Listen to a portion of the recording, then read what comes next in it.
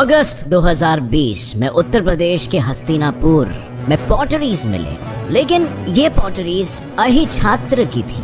वही अहिछात्र जिसे महाभारत में 3000 BCE के पंचाला की राजधानी बताई गई है। पर ये पॉटरीज अहिछत्रा से हस्तिनापुर कैसे पहुंची?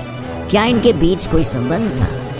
यस, द्रौपदी, जो इस पंचाला की राजकुमारी थी और 3000 BCE में पांडवों से शादी के बाद हस्तिनापुर गई थी। और इन पॉटरीज की कार्बन डेटिंग करने के बाद पता चला कि ये पॉटरीज भी 3000 BCE की थी। पर एक मिनट, ये इकलौता ऐसा प्रूफ नहीं है जो महाभारत को सच साबित करता है। हस्तिनापुर से 90 किलोमीटर दूर बसे सिनौली गांव में ASI ने 5000 साल पुराने वॉरियर चैरियट्स को खोज निकाला था। यानी ये वॉरियर चैरियट्स 3000 BCE के दौरान मौजूद थे, जब पांडवों और कौरवों के बीच में जंग हुई थी। और अगर हम पुराणों के मुताबिक भी इस बात पर गौर करें तो महाभारत के युद्ध के बाद कृष्ण के धरती से जाने को द्वापर युग का अंत कहा जाता है, जिसके बाद कलयुग की शुरुआत हुई थी। और भारत को शून्य का वरदान देने वाले गणितज्ञ आर्यभट्ट के मुताबिक भी कलयुग 3102 BCE में ही शुरू हुआ था। तो क्या ये सारी बातें ये बताती है कि महाभारत कोई कहानी नहीं पर भारत का असल इतिहास है? चलिए जानते हैं इस सवाल का जवाब in today's video titled is Mahabharat real.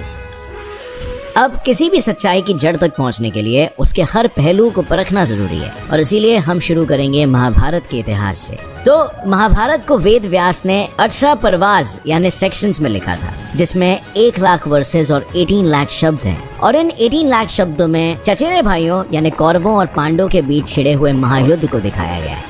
पर महाभारत सिर्फ महायुद्ध की ही कविता नहीं है, इसके जरिए पूरे हिंदुइज्म की विचारधाराओं को विस्तार में समझाया गया है, जिसमें आपको भगवत गीता के साथ साथ ही दमयंती, शकुंतला, पुरुरवा और उर्वशी, सावित्री और सत्यवान, कचा और देवयानी, ऋष्यशृंगा की कहानी और रामायण का भी एक छोटा रूप लिखा हुआ दिखाई मिलेगा। और अगर हम एस्ट्रोलॉजी यानी नक्षत्रों की और आर्कियोलॉजी के मुताबिक इसे देखें तो हमें महाभारत की टाइमलाइन 5000 से 1000 BCE में मिलती है। अब बढ़ते हैं हमारे सबसे पहले पॉइंट की तरफ, जो है डिकोडिंग ऑफ लैंग्वेज। तो महाभारत को ऋषि व्यास ने साफ साफ शब्दों में इतिहास कहा है, यानी थस अकर्ड, जो बात हो चुकी है या जो बात एंशिएंट मतलब पुरातन है। और यहाँ ये बात सोचने वाली है कि महाभारत लिखने वालों को अगर पोयम या एक कहानी ही लिखनी होती तो वो उसे महाकाव्य या कथा कहते, ना कि इतिहास। और हमारे इतिहास से सिर्फ उस युग के लोगों ने सबक नहीं सीखा था, आज भी महाभारत और रामायण जैसे वेदों पुराणों से लोग सीख रहे हैं। और फिर वो आध्यात्मिकता हो या फिर रोजमर्रा के जीवन को जीने का तरीका। जैसे अर्जुन के बेटे अभिमन्यु के बारे में पढ़कर हमें ये पता चलता है कि किसी भी चीज का आधा ज्ञान खतरनाक हो सकता है। वहीं कौरव और पांडव के युद्ध के बारे में पढ़कर हमें ये पता चलता है कि आपको सही के साथ ही खड़ा रहना चाहिए, और फिर चाहे आपके सामने आपका परिवार ही क्यों ना हो। और अब ऐसे लाइफ चेंजिंग मॉरल्स आपको ना तो आज की किताबों में पढ़ने मिलता है और ना ही किसी के पास इतना समय होता है कि वो इन ग्रंथों को एक एक करके पढ़े और इनमें छुपे हुए लाइफ लेसन्स को समझ पाए। और इसी भाग दौड़ी बड़ी जिंदगी में आपको यही लाइफ लेसन देने और आपकी लाइफ को आसान बनाने का काम करता है कुकू FM ऐप। यहाँ पर आपको महाभारत हर युग में सच होने वाले 11 सबक on the meaning of Mahabharat और काल गीता जैसे बुक्स ऑडियो फॉर्मेट में मिलेंगे। यानी इनसे लाइफ लेसन लेने के लिए आपको अलग से टाइम निकालने की कोई जरूरत नहीं है। ये किताब आपको कुकू FM में मिल जाएगा, जहाँ पे आपको इसको रीड करने की भी जरूरत नहीं है, बल्कि आप इसे सुन सकते हो ऑडियो फॉर्मेट में in one of your favourite languages. जो भी भाषा आपको जमती है, हिंदी में भी आप इसे सुन सकते हो अगर आपको इंग्लिश नहीं समझ में आती है तो। और आपको एक और गुड न्यूज देना चाहता हूँ। पहली बात तो ये कि इस ऐप में सिर्फ यही एक बुक नहीं है, बल्कि आपको सारे नॉलेज जॉनरास, इसकी financial knowledge, motivation, management, self development, leadership etcetera के भी बुक्स मिलेंगे, इवन एकेडमिक्स जैसे कि हिस्ट्री, ज्योग्राफी एटसेट्रा। और आपके हिसाब से इन सब की क्या कीमत होनी चाहिए? वेल, कोई भी कैलकुलेशन आप यूज कर लो, बट 199 रुपीज से तो बहुत ज्यादा हो। और इनके 399 का ईयरली सब्सक्रिप्शन आपको सिर्फ 199 रुपीज पर ईयर में मिलेगा। अब ये ऐप पर्सनली मेरा काफी टाइम बचाता है, क्योंकि मैं मल्टीटास्किंग करते हुए इसे कान में लगा के सीधा सुन सकता हूँ, और इससे रीडिंग हैबिट भी कल्टीवेट होती है और आपको न्यू नॉलेज गेन करने की जिज्ञासा भी बढ़ती है। आपको बस नीचे डिस्क्रिप्शन लिंक में से इसे डाउनलोड करना है और कूपन कोड GetSet50 यूज करना है, और मेरे फर्स्ट 500 सब्सक्राइबर्स को सीधा 50% ऑफ मिलेगा। So click on the link in the description and go download this app now and start learning with Kuku FM. And surprisingly Mahabharat में जिस कलयुग का व्याख्यान किया गया है, यानी एक ऐसा युग जिसमें लोगों के बीच में प्यार नहीं व्यापार होगा, दुनिया भर पे बुराई, कष्ट और मुसीबतों के काले बादलों का कहर टूट पड़ेगा। जहाँ बार बार लोगों के बीच में झगड़े होंगे, वो सब आज की हमारी दुनिया को देखकर सच ही लगता है। और ये सब कुछ कोइंसिडेंसेस तो नहीं हो सकते, पर क्या इसे बिना सबूतों के माना जा सकता है? नहीं। इसीलिए चलिए बढ़ते हैं आगे और देखते हैं कि क्या है ये सबूत कि महाभारत के सच्चे होने की चीख कर गवाही दे रहे हैं। लिखी हुई बात को झुटलाना नामुमकिन होता है, और इसीलिए महाभारत के सच का पहला सबूत मैं आपको लिखित में दूंगा। तो महाभारत के सच्चे होने का रिटन प्रूफ नंबर 1, संगम लिटरेचर। संगम लिटरेचर को साउथ इंडिया के लोग अपने इतिहास मानते हैं, और साउथ इंडिया के ही एक कवि मुरानजीयूर नगनार ने संगम लिटरेचर में लिखा हुआ था कि राजा उदयन चेरा, जो वहाँ के हिस्ट्री में एक प्रसिद्ध राजा थे, उन्होंने 100 वर्सेस 5 के महायुद्ध के दौरान लोगों को खाना खिलाया था। और अगर हम हमारे इतिहास के पन्नों को पलट कर देखें तो हमें इतिहास में ऐसी एक लड़ाई मिलेगी जो कौरवों और पांडवों के बीच लड़ी गई थी। और जैसे मैंने बताया, संगम लिटरेचर साउथ इंडिया का इतिहास माना जाता है, तो इसमें लिखी हुई बात सच्ची हो भी सकती है, right? Written proof number 2, AI होल इंस्क्रिप्शन। AI होल इंस्क्रिप्शन दुनिया के सामने सन 1876 में सबसे पहली बार ब्रिटिश हिस्टोरियन और एपिग्राफिस्ट जॉन फेथफुल फ्लीट के द्वारा आया था, जिसके बाद जर्मन इंडोलॉजिस्ट लॉरेंस फ्रांस केलहॉर्न ने इसे 1901 में इंटरप्रेट किया, और आज भी AI होल इंस्क्रिप्शन पर स्टडीज हो रहे हैं। इस इंस्क्रिप्शन को रवि कीर्ति यानी चालुक्य किंग के कोर्ट पोएट ने लिखा था, और इस इंस्क्रिप्शन में यही बताया गया है कि इस इंस्क्रिप्शन को भारत वॉर यानी महाभारत के 3725 साल बाद लिखा गया है। और जब साइंटिस्ट ने इस बात की रिसर्च की तो उन्हें इस इंस्क्रिप्शन में लिखी तारीख के मुताबिक महाभारत की तारीख 3101 BCE मिली। और जैसे मैंने आपको पहले बताया, महाभारत के खत्म होने के बाद ही तो 3102 में कलयुग की भी शुरुआत हुई। पर लिखे हुए तथ्यों के अलावा महाभारत के सच को साबित करने वाले अगले सबूत है लैंड प्रूफ्स, जिनके मुताबिक नॉर्थ इंडिया में 35 से भी ज्यादा साइट्स पर आर्कियोलॉजिकल एविडेंस आइडेंटिफाई किए गए, जो हूबहू महाभारत में डिस्क्राइब किए हुए शहरों से मिलते जुलते हैं। और इसका सबसे पहला एग्जाम्पल है हस्तिनापुर में पाई गई पॉटरीज।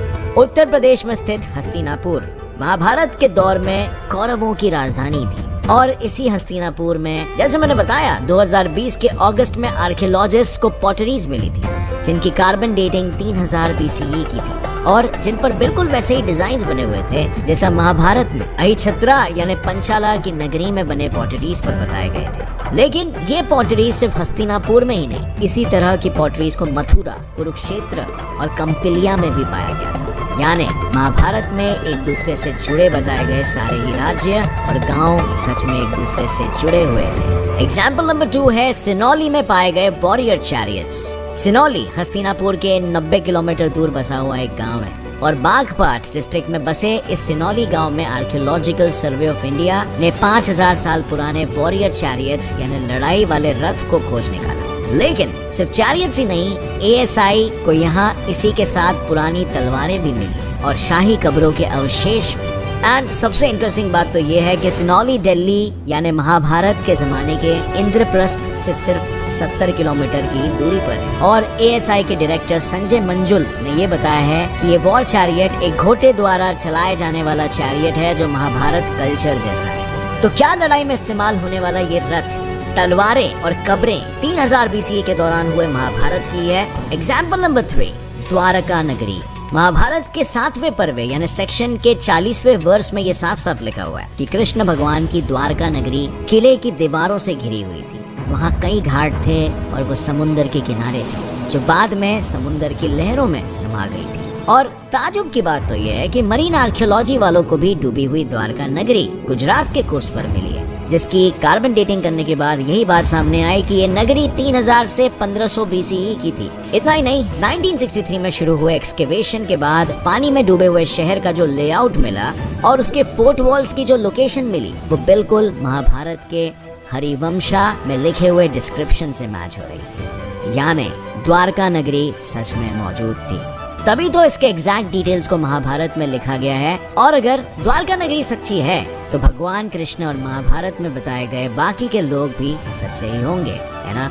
और यूनेस्को जैसे इंटरनेशनल ऑर्गेनाइजेशन ने भी इस नगरी को द्वारका माना है। डिस्कवरी चैनल के प्रोड्यूसर और एक्सप्लोरर जोशुआ गेट्स ने खुद वहां जाकर उस नगरी को एक्सप्लोर किया और ये कहा है कि महाभारत की कहानी हिंदुस्तान का इतिहास है। Example number 4, लक्षगृहा।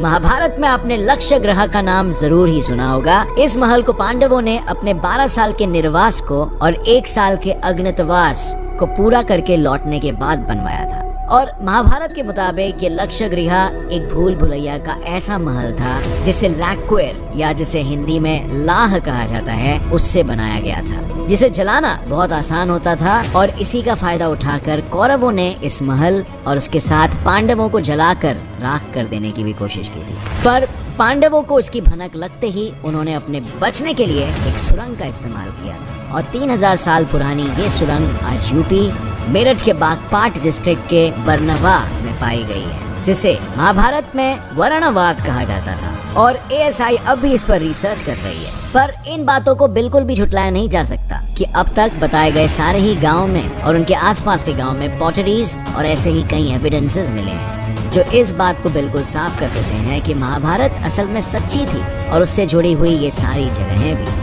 लेकिन फ्रेंड्स, अब अगर आप ये सोच रहे हो कि इतने सारे प्रूफ्स के बाद भी आखिर क्यों कुछ लोग महाभारत को झुटलाते हैं, तो चलिए इस पर भी एक नजर डालते हैं। अब महाभारत 3000 BCE के दौरान सच में घटी थी और साउथ इंडिया के उठियान चेरालाटन ने 105 से 130 BCE में राज किया है, तो इसका महाभारत में कोई कंट्रीब्यूशन होना नामुमकिन है। और सिर्फ यही नहीं, नीलेश ओक, जिन्होंने अपने एस्ट्रोलॉजिकल स्टडीज से भगवान राम की जन्म तारीख तक दुनिया के सामने रखा था, उनके मुताबिक अगर महाभारत में बताए एस्ट्रोलॉजिकल डिस्क्रिप्शंस को देखा जाए तो महाभारत का टाइमलाइन 5561 BCE आता है, क्योंकि उनके मुताबिक महाभारत के डिस्क्रिप्शन में ये बताया गया है कि उस समय अरुंधति सितारा वशिष्ठ के आगे था और ऐसी सेम कंडीशन 5561 BCE के दौरान ही हुई थी। तो महाभारत का उस समय होना पॉसिबल है। पर अगर महाभारत 5561 BCE में हुई थी, तब तो हमें अब तक मिले सारे ही प्रूफ जो महाभारत के बारे में ये बताते हैं कि 3000 BCE में घटी थी, सारे ही बेतुके हो जाते हैं। पर जितना इस बात को सच और झूठ साबित करना जरूरी है, उतना ही जरूरी ये भी है कि हम महाभारत से क्या सीख रहे हैं। जैसे पंचतंत्र कहानियों को शासन और नियंत्रण सिखाने के लिए लिखा गया था, वैसे ही हो सकता है महाभारत को भी हमें सिखाने के लिए लिखा गया हो सकता है महाभारत शरीर के बाहर की नहीं, एक इंसान के मन की लड़ाई हो, जिसमें 5 पांडव इंसान के अंदर छुपी हुई अच्छाइयाँ और कौरव बुराई हो, और धृतराष्ट्र इंसानों के एटीट्यूड यानी मनोदृष्टि हो, जो अपने आंखों के ना होने से अंदर की बुराइयों को नजरअंदाज अनदेखा कर देते हैं। हो सकता है कि युधिष्ठिर एक इंसान की सच्चाई, अर्जुन फोकस, भीम ताकत, नकुल सहदेव एक इंसान का ज्ञान हो, वहीं दुर्योधन इंसान का गुस्सा, शकुनी मामा चालाकी, धूर्तता और कौरव बाकी के छुपे अवगुण हो, है ना? क्योंकि पुराने जमाने में कहानियों से ही तो इंफॉर्मेशन को बेहतर तरीके से लोगों तक पहुंचाया जाता था और पुराने जमाने में कोई कानून वगैरह नहीं होते थे। कहानियों के इंटरप्रिटेशन से ही सही और गलत का फैसला लिया जाता था और गलत इंसानों को कम्युनिटी से बेदखल कर दिया जाता था। जैसे महाभारत के युद्ध में दुर्योधन को भीम ने मारा था, वैसे ही मेटाफोरिकली हम भी हमारे गुस्से को अपने मन और बुद्धि की ताकत से खत्म कर सकते हैं। जैसे रोज एक्सरसाइज या योगा, जिसमें मेडिटेशन भी आता है, करने से ना सिर्फ हमारा मन शांत होता है, पर हमारे गुस्से और बाकी के ऊंचे जज्बातों पर भी हम काबू पा सकते हैं।